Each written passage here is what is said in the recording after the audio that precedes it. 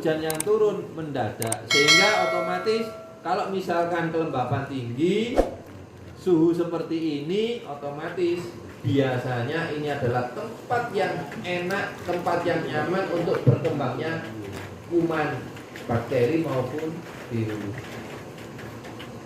Kalau misalkan lah, pertanyaannya, ini loh tempatnya seperti ini mas, kondisinya ya adanya seperti ini. Kalau melihat dari kondisi pak, di sini masih memungkinkan sekali untuk ternak ayam petelur dengan produksi yang maksimal.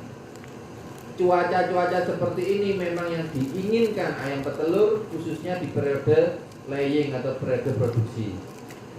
Kalau misalkan di dataran rendah, agak ke bawah, ke banaran yang istilahnya daerah bawah, itu suhunya saya yakin tidak seenak yang senyaman ini. Kalau ayam sekarang nyaman pak, menurut saya.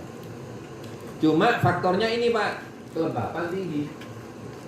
Kalau kelembapan tinggi, otomatis ini istilahnya rumahnya penyakit ini tumbuh berkembang dengan pesat. Waspadai berbagai penyebab turunnya kesehatan dan produksi pada ayam layer. Saat ini ayam layer modern lebih rentan terhadap penyakit. Apalagi yang jenengan pelihara ini, yang beberapa kali sering saya sampaikan, ayam jenengan ini ayam modern pak. Ayam yang disetting produksinya seminggu kurang lebih 6 butir. Lalu kemudian kalau daerah yang istilahnya tidak setinggi ini, biasanya makannya sedikit pak. Kalau di sini kan memang tekanan cuacanya ekstrim, sehingga ayam butuh kalor, energi untuk mempertahankan dari tekanan cuaca yang luar. Otomatis makannya mesti minta naik. Segala hal yang perlu diwaspadai. Pertama, stres cuaca karena dan curah hujan yang tinggi, kelembapan tinggi. Kalau beberapa lokasi ada yang sampai ada anginnya kencang. Kita breakdown pak nggih, komponennya adalah kita bagi. Nanti kita bagi satu-satu, kandang harus seperti apa. Artinya bukan berarti bikin kandang itu seperti ini, ya kalau bisa seperti itu. Namun aspek-aspek dalam, katakanlah kalau yang mau bikin kandang, inilah yang perlu diperhatikan. Monggo untuk bisa diaplikasikan dengan kondisi topografi di wilayah sini. Lalu kemudian pakan, air minum, lalu kemudian nanti ada manajemen kesehatan. Kandang pak, lek ningali kandangnya seperti ini, kira-kira ayamnya nyaman boten?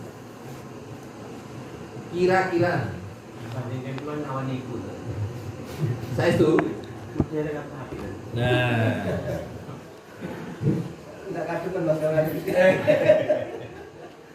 jadi kalau misalkan letaknya memang kabut ini, kados di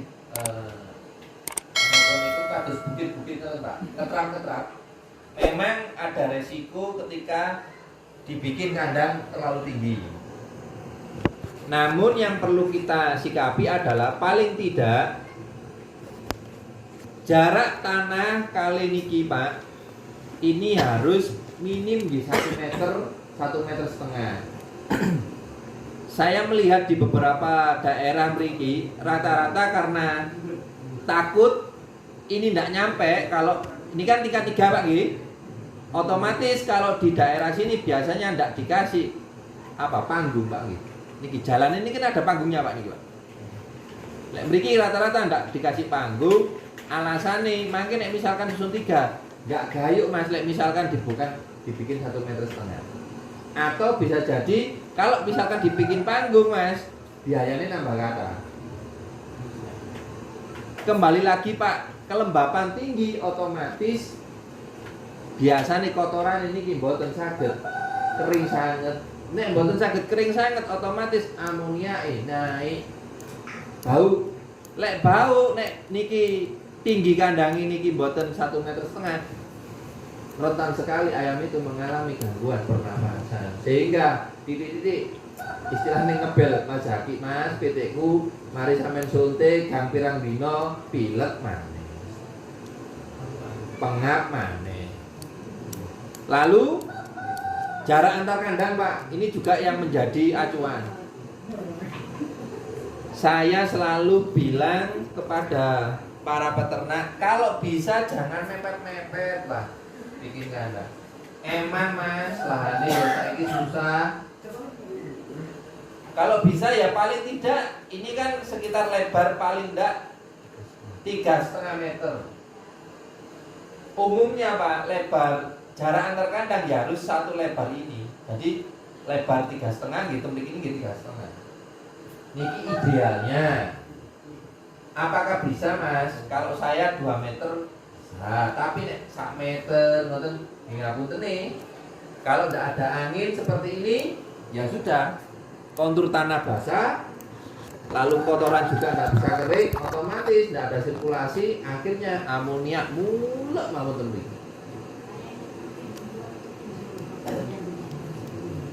Monitor AKP, nah ini juga diperhatikan. Ini juga untuk sirkulasi. Kalau masalah-masalah seperti ini, insya Allah jenengan sedaya mungkin sudah dapat arahan dari Pak Mul sebelum bikin kandang. Paling tidak yang saya tekankan adalah seperti itu, Pak. Lek memang saged kandangnya minimal jangan hanya tanah, tapi paling tidak ada panggungnya gitu loh, Pak. Di panggung. Kenapa ya? Jagani, Pak. Kalau di sana daerah lembab, ya paling tidak dari tanah ini sampai tempat tinggi 1,5 meter. Syukur-syukur di 1,20 meter, tidak masalah, Pak. Jika jenengan tinggalin, mesti kotorannya nggih saged nyandi, kering, Pak. Meskipun model kandangnya adalah W. Rata-rata sini kan W toh, Pak. Kata sing W. Kandang yang nyaman maka ayam juga nyaman. Artinya lek jenengan betah teng kandang, mesti ayamnya juga betah teng mriku. Lek jenengan teng mriku teng kandang saknyu. Karena bau, karena lalat. Apalagi lek kondisi seperti ini mesti ngapunten apa, Pak? Kecembung, becer ngoten. Karena drainasenya juga tidak optimal. Nah, otomatis ayam juga bisa berpengaruh. Saat hujan, perhatikan apakah ada tampias atau tidak.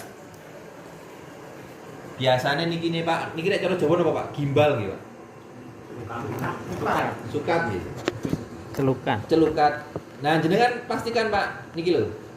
Niki kan celukate biasanya pinten Pak? Paling enggak niki sekitar 60 lebih lah Pak, 60 cm. Kadang-kadang Pak, niki celukat, niki kali niki celak, dadi air turun ke bawah, niki akhirnya nyiprat teng mriki. Nampu. Mangke kalau sudah banyak muncul spot-spot hitam, belatung muncul di sini, Pak. Kalau belatung muncul, yang harusnya kotoran bisa kering karena belatung tersebut diorak-arik kotoran yang kering ini jadi seperti lumpur lapindo. Mangke muncul biaya lagi untuk membasmi belatung yang muncul, lalate muncul, cacingnya harusnya 2 bulan sekali, malah jaluk dipercepat. Nanti diobat cacing boten ya. Boten. Lek mendel mawon nggih kula ngomongi boten. Dadi kok niki nate tapi karangan. Oh, nate kelarangan. Karangan. Jarang-jarang. 5 bulan sekali. Oh, nggih. Bapak, ini ki mumpung banyak pakar di sini nggih. Kenapa kita bicara cacing kok harus 2 bulan sekali Mas? Lho, obat cacing ki larang lho Mas, ora murah. Sampai ini mek ngomong tok. 2 bulan kenapa? Siklus dari telur cacing sampai dia menjadi cacing dewasa itu ya 2 bulan. Karena di dalam ayam produksi itu ada beberapa cacing, ada cacing gilik, cacing pita, cacing gelang. Nah, ini yang akan banyak berpengaruh terhadap apa? Mangke ayamnya makme kuata kok bobotnya cilik. Ya wong makme ini ayam itu berkompetisi makan kali cacing. Iya Mas Nur. Bukan Mas Nur badannya kecil cacingan loh Pak. Nah. Gitu. Kadang ada beberapa peternak yang bilang mangane pitike wakeh Mas, tapi kok bobot pitike kok ora anu. Ternyata di track ngapunteni program obat cacingnya ternyata terlalu lama. Cacing itu Pak terlihat di luar penampaknya seperti itu, tapi kalau dalam mikroskop niku taringnya tajam Pak niku. Nah itu bisa melukai dinding-dinding usus. Ketika itu melukai ya jelas. Kalau pencernaannya apa Mas? Pencernaannya luka, otomatis Pak penyerapan makanannya juga tidak bisa maksimal. Bisa jadi kotoran nih mangke boten saged kering, ampasé sing medal malah ada sisa protein yang keluar lewat makan. Apakah ada kebocoran? Tidak. Ditingali niki biasanya nek pun doang ngeten enten sing bolong-bolong ngeten tes tidak istilahnya dibiarkan lah Pak nggih.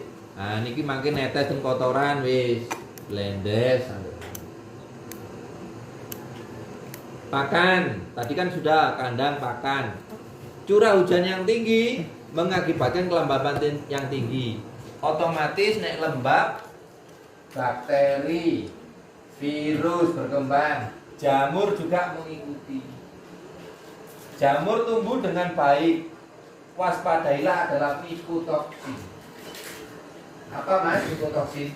Mikotoksin itu adalah Mas? Istilahnya mikotoksin itu Racun. jamur. Kalau misalkan jagung itu sudah terkena jamur, otomatis jamur itu mengeluarkan mikotoksin. Toksin itu adalah racun. Miko itu jamur. Miko itu adalah miko jamur, toksin adalah racun. Bersifatnya adalah imunosupresi, menekan angka kekebalan ayam. Jadi menekan angka kekebalan itu maksudnya ya napa Mas? Jadi seperti ini Pak. Yang biasanya jenengan umumnya vaksin bulanan rutinan biasanya 1 bulan tercover, karena ada infeksi dari mikotoksin akhirnya tidak nyampe 1 bulan Pak.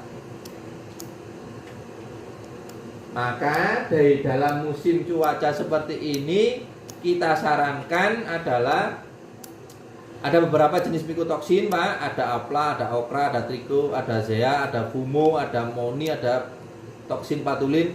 Tapi yang biasanya ini Pak aflatoksin, jamur yang memproduksinya Aspergillus flavus parasitisius dalam jagung biasanya.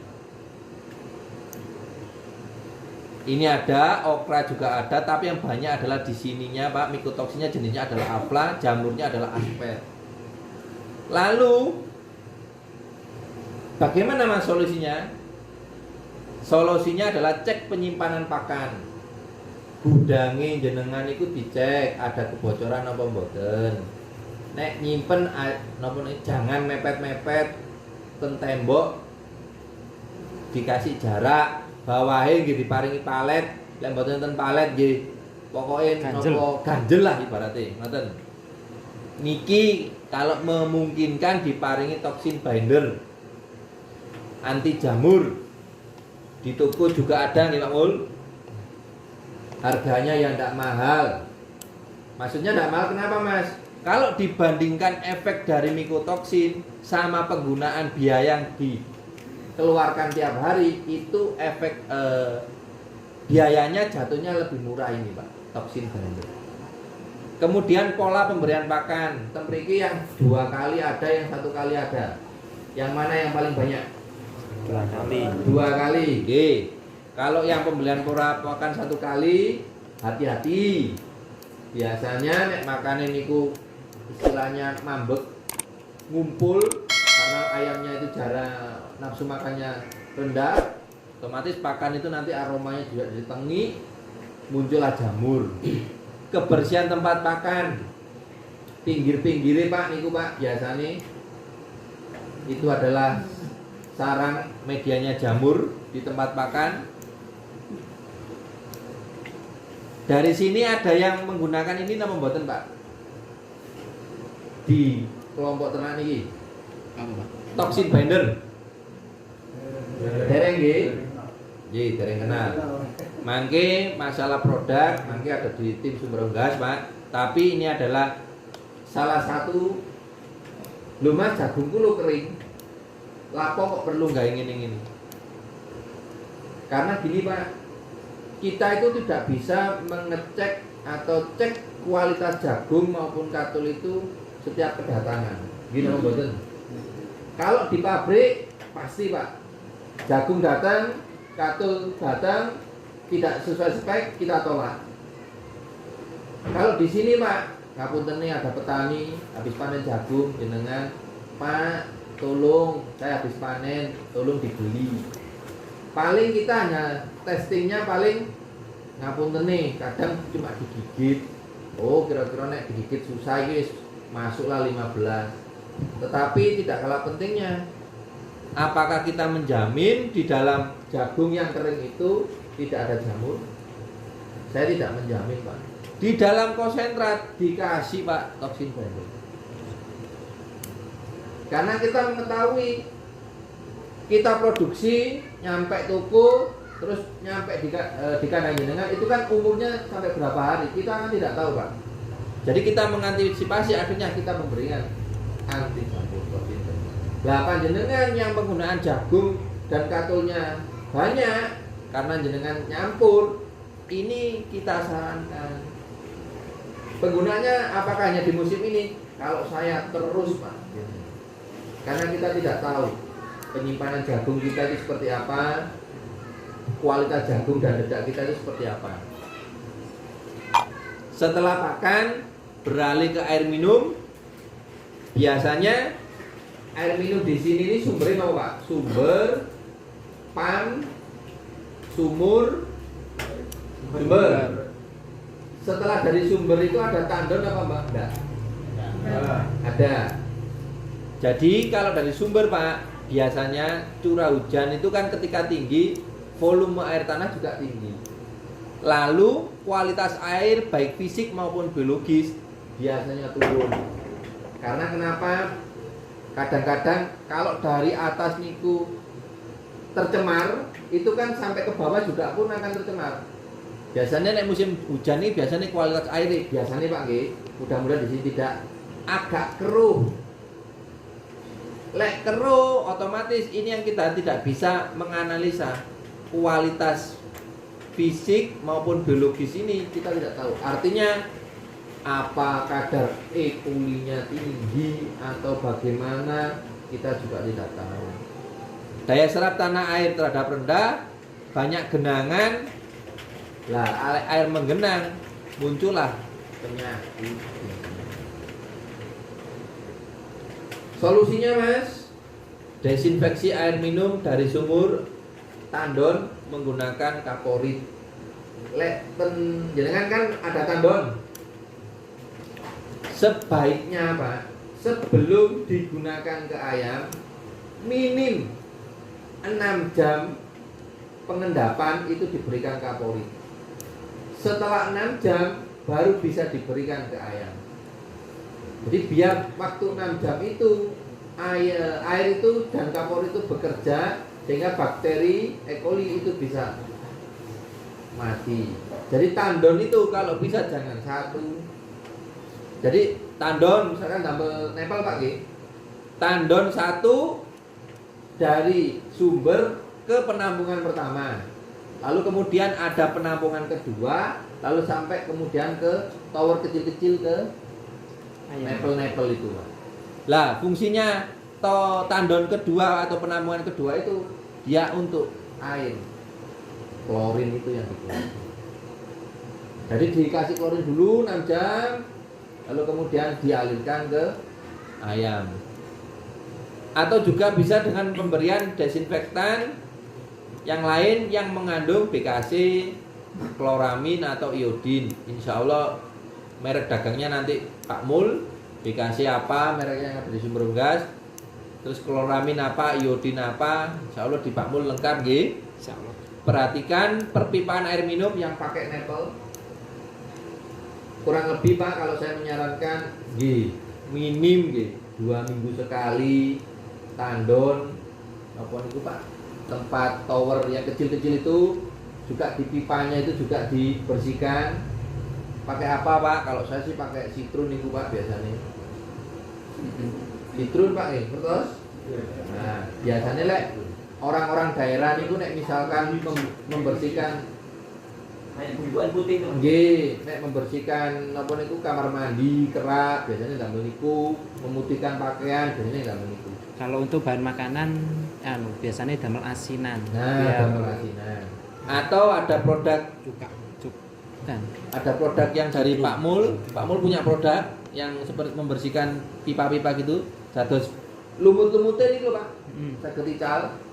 Karena kalau misalkan ya punya ada pengalaman Pak, kok diobati kok gak sembuh-sembuh, lewat aplikasinya lewat minum. Ternyata itu tadi di dalam pipa itu banyak biofilm atau lumut-lumut itu, sehingga daya kerja obat itu tidak akan maksimal Pak, karena terkontaminasi bakteri yang ada di dalam pipa itu, lumut-lumut itu.